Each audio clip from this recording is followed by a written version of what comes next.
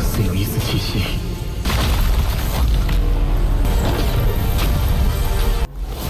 不过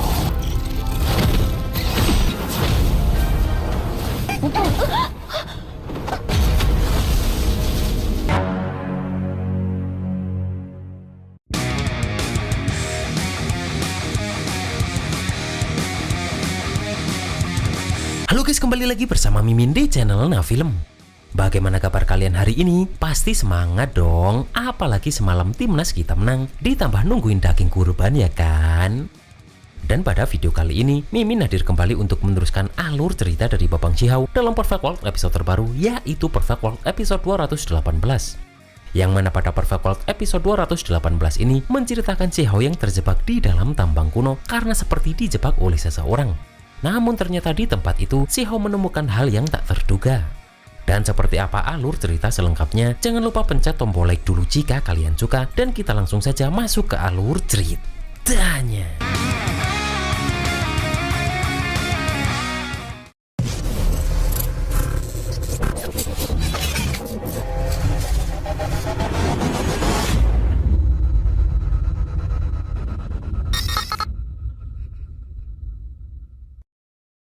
Di kota dalam gerbang kekaisaran, terlihat pendeta kuno, yaitu orang yang mengaktifkan formasi pembersihan, sedang membersihkan armor kaisar petir yang dipakai Shihao dari kegelapan bersama dengan Cui Luwen. Dan terlihat gambaran masa lalu ketika orang-orang dari wilayah asing ini dihancurkan satu persatu oleh kaisar petir waktu itu. Akan tetapi para immortal itu berhasil menyerang kaisar petir menggunakan pedang mereka. Yang mana karena itu darah hitam masih terpantul di armor kaisar petir hingga sekarang. Setelah itu terlihat Cui Luwen mengeluarkan hartanya dan para pendeta kuno ini langsung menggunakan darahnya untuk mengaktifkan harta tersebut. Kemudian mereka memasukkan itu ke arah Shihao karena mereka memuja arwah pahlawan untuk mewarisi tekad menjaga tanah air. Yang mana setelah itu muncul naga petir dari armor Shihao ini. Dan tak hanya itu saja, karena setelah dibersihkan dari kekuatan kegelapan, akhirnya armor kaisar petir Shihao ini bertransformasi ke wujud aslinya.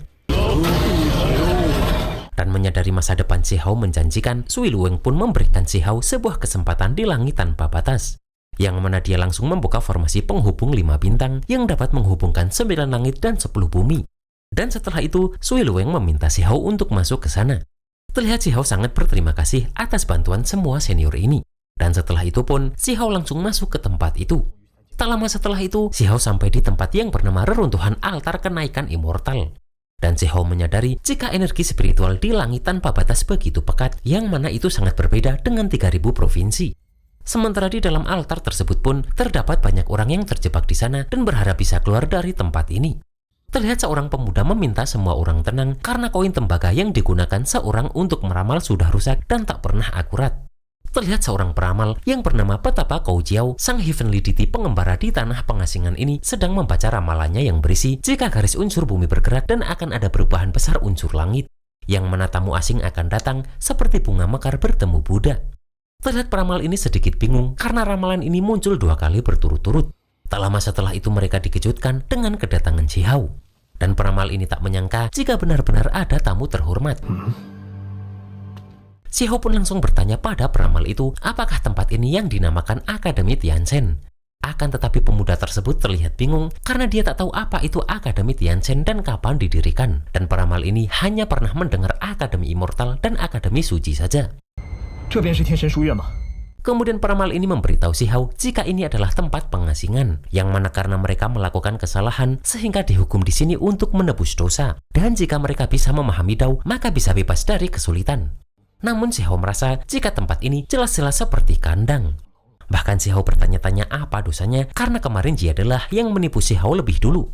Namun seorang pemuda lain berkata jika dulu dirinya hanya asal bicara beberapa kalimat saja langsung dikurung 300 tahun di sini. Shihao pun bertanya apakah mereka tahu bagaimana cara memahami Dao karena Shihao tak punya banyak waktu untuk tetap di sini. Di sini peramal tersebut memberitahu Shihao jika altar Dao kuno ini dibangun meniru altar kenaikan immortal, yang mana kabarnya ada pintu kehidupan di dalamnya. Terlihat salah satu pemuda meminta semua orang tak banyak berharap melihat Shihao yang sudah berada di atas altar, karena selama ini belum pernah ada yang berhasil membuka pintu keluar. Bahkan baginya, tempat ini hanyalah reruntuhan rusak dan kumpulan bongkahan batu. Namun di sini si Hao yang mulai mengeluarkan energinya pun merasakan jika di sini seperti ada sedikit aura. Yang mana aura itu sangat mirip saat mengumpulkan 3 energi abadi. Di sini terlihat jika dengan menggunakan energi abadinya tersebut, si Hao membentuk sebuah bangunan. Yang mana setelah itu, tumpukan batu tersebut berubah menjadi altar kenaikan immortal. Melihat 3 energi abadi milik si Hao pun, semua orang terkejut. Dan mereka baru tahu jika altar kenaikan immortal hanya beresonansi dengan 3 energi abadi, yang mana karena itulah mereka terjebak begitu lama di sini. Terlihat si Hao menghembuskan nafas abadinya yang berwarna ungu, seperti dewa yang sedang mengatur semesta. Dan terlihat retakan ruang mulai muncul setelah aura berwarna ungu tersebut menyatu dengan si Hao. Si Hao pun terkejut karena energi abadi bisa bergerak. Akan tetapi tiba-tiba tempat yang diduduki si Hao roboh dan si Hao langsung terjatuh ke dalamnya. Yang mana tempat itu bernama Dao Agung menajamkan pisau. Terlihat si Hao dengan terus menggunakan 3 energi abadinya berusaha menghindari serangan di dalam tempat ini. Akan tetapi si Hao tetap saja terkena serangan tersebut dan terjatuh ke dalam magma panas yang berada di bawah tempat itu. Terlihat sama orang di luar pun sudah pasrah melihat hal tersebut. Akan tetapi tak lama setelah itu, si Hao muncul kembali dengan membentuk bunga Dao Agung. Melihat si Hao bisa membentuk bunga Dao Agung, orang-orang pun sadar jika pemuda ini tak terkalahkan di ranah setingkat. Namun yang membuat mereka terkejut karena si Hao belum mencapai ranah Heavenly Deity, tapi sudah bisa membentuk bunga Dao Agung. Dan peramal itu melihat apa yang disebut bunga mekar bertemu Buddha tadi. Si Hao pun sadar jika tadi dirinya salah dengan menuduh senior tua itu, karena ini memang kesempatan langka. Kemudian si Hao bertanya siapa yang mau ikut bersamanya karena pintu kehidupan sudah terbuka. Dengan cepat pun, semua orang yang terjebak di tempat ini langsung ikut bersama si Hao. Setelah itu terlihat jika altar lain di dunia yang sangat hijau mulai terbuka. Yang mana kemudian orang-orang tadi berhasil keluar dari tempat tadi dan sekarang sudah bebas. Terlihat mereka semua sangat berterima kasih atas kebaikan si Hao ini dan mereka berjanji akan membantu si Hao jika si Hao membutuhkan. Kemudian mereka bertanya siapa nama si Hao ini. Dan si Hao pun menjawab jika namanya hanya ada satu di dunia ini, yaitu Huang. Setelah itu terlihat asap hijau yang muncul dari seseorang setelah mendengar nama Huang ini. Terlihat si Hao pun sampai menutup hidung karena asap ini sangat berbau busuk. Di sini orang yang mengeluarkan asap itu bertanya apakah pemuda ini yang bernama Huang dari 3000 provinsi. Sambil menahan bau pun si Hao bertanya siapa orang yang ngomong ini. Dan orang ini memberitahu jika dirinya adalah Yuan Jing, sang penjaga formasi. Dan Yuan Jing mengakui nyali si Hao besar juga karena si Hao masih berani membuka formasi teleportasi sembarangan setelah melewatkan waktu masuk Akademi Tianzhen. Mendengar itu peramal tadi mengetahui jika orang ini adalah sosok kuat dari keluarga Yuan yang hampir masuk ranah self-release. Yang mana semua orang juga tahu jika kekuatan orang ini cukup untuk menyamai kekuatan ketua sekte terkuat yang juga disebut setengah langkah ranah Supreme Being. Dan di seluruh 9 langit, orang ini termasuk yang terkuat. Si Hao pun merasa jika para master ini muncul terlalu kebetulan setelah kemarin muncul Jiade. Dan si Hao sadar jika sepertinya ada orang yang tak ingin si Hao masuk ke Akademi Tianzhen. Kemudian si Hao bertanya menurut orang ini apa yang seharusnya si Hao lakukan. Dan Yuan Jing mengatakan jika membuka formasi teleportasi sekali sudah menghabiskan tak terhitung harta langit dan bumi. Yang mana Yuan Jing tak akan mempermasalahkan ini jika si Hao mau mencari batu esensi untuk menggantinya. Terlihat orang-orang pun berusaha menolong si Hao karena mereka sadar jika Yuan Jing ini jelas-jelas sengaja menyulitkan si Hao. Yang mana mereka juga yakin jika klan mereka tak akan diam saja melihat pahlawan berbakat ditindas. Akan tetapi Yuan Jing hanya berkata jika tindakannya tak perlu dijelaskan lagi. Bahkan tak akan mungkin ada orang yang berani menghalangi Yuan Jing ini. Di sini si Hao menyadari jika musuh ada di kegelapan, sedangkan si Hao berada di tempat terang. Yang mana karena itu, si Hao berniat untuk mengikuti permainan Yuan Jing ini agar orang di balik semua ini keluar. Kemudian si Hao berkata jika dirinya bersedia pergi untuk mencari batu yang dimaksud. Setelah itu pun Yuan Jing memberitahu si Hao tempat yang sangat bagus menurutnya. Terlihat semua orang pun langsung pergi dari tempat itu. Karena mereka tahu jika Yuan Jing itu menyegel meridian si Hao dan mengirim si Hao ke arena terlarang tambang kuno Taiju bersama para budak. Bahkan Yuan Jing mengatakan akan menekan Huang yang adalah tuan penyelamat mereka selama 10 tahun. Yang mana karena itu mereka akan segera berpencar ke berbagai tempat untuk mencari bantuan. Karena tambang kuno Taiju adalah tempat berbahaya misterius yang telah ada selama era yang tak terhitung. Dan di tempat itu dipenuhi mayat-mayat kuno yang mati sia-sia. 速往各地求援。 Bahkan pernah ada seorang ketua sekte pernah ikut menyelidikinya, namun dia dicekik mati oleh mayat kuno. Sedangkan Huang hanya kultivator ranah pengorbanan suci, bagaimana bisa selamat? 刘教主联手探查， Sementara di Akademi Tianchen, terlihat teman-teman Xiahou sudah berada di sana.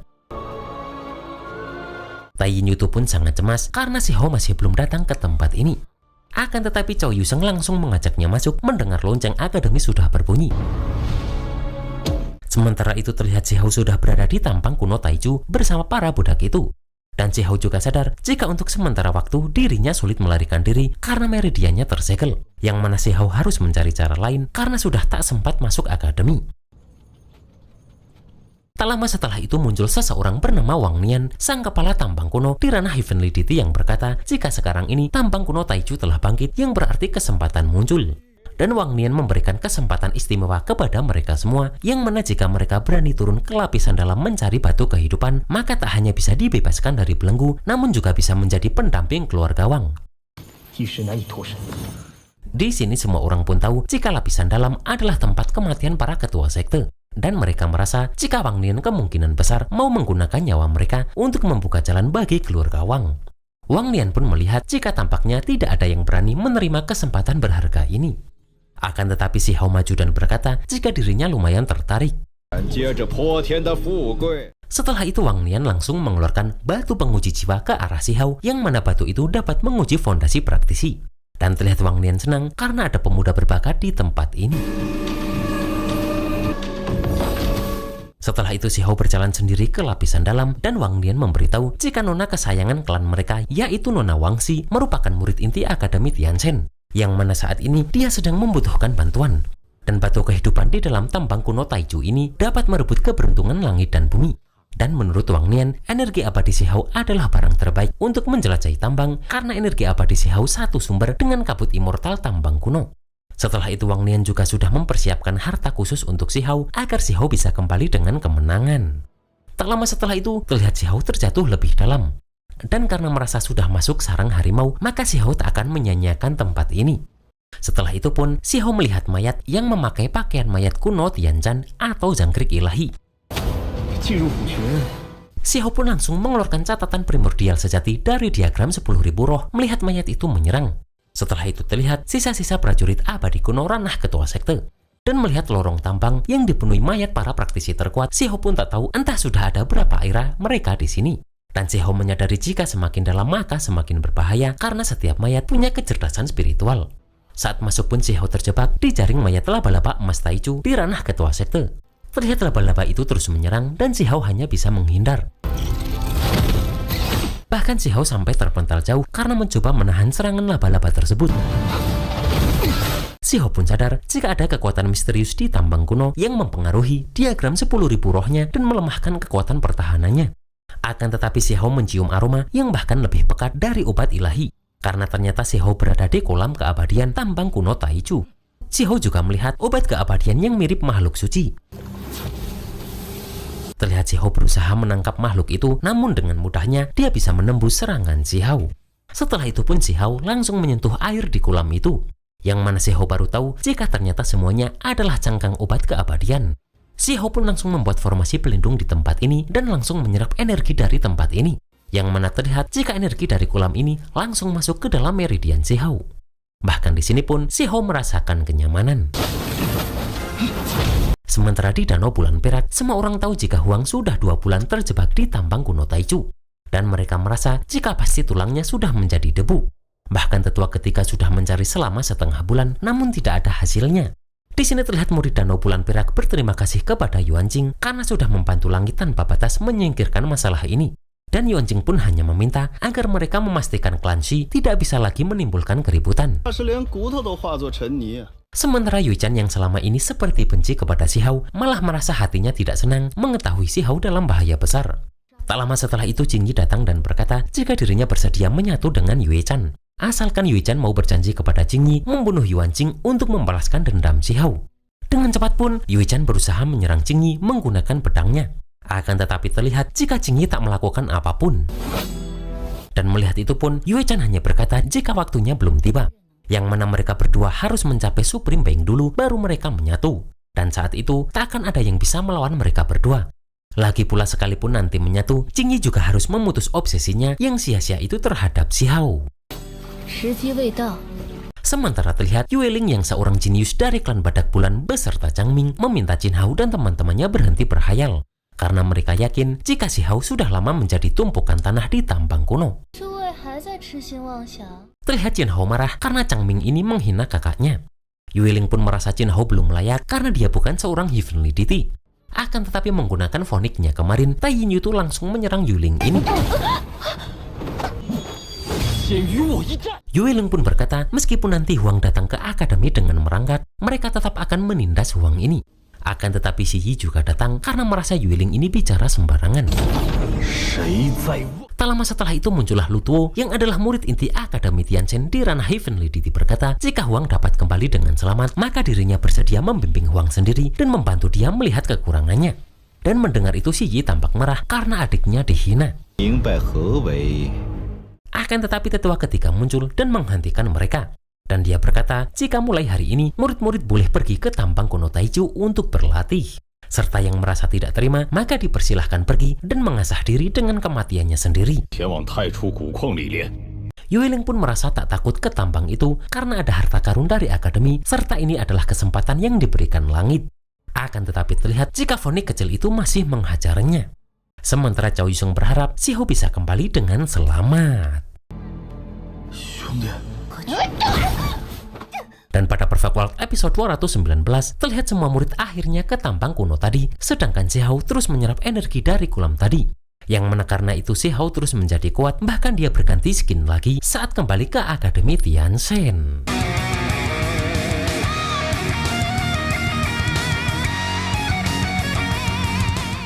Dan itulah guys alur cerita Perfect World episode 218 ini. Ternyata di dalam tambang yang terkenal berbahaya ini, Xiao malah menemukan energi yang tak terduga ya. Dan teknik apa lagi yang akan bertambah kuat di tambang itu, kita tunggu saja dalam Perfect World episode 219. Akhir kata, selamat Hari Raya Idul Adha bagi yang merayakan, dan see you next episode.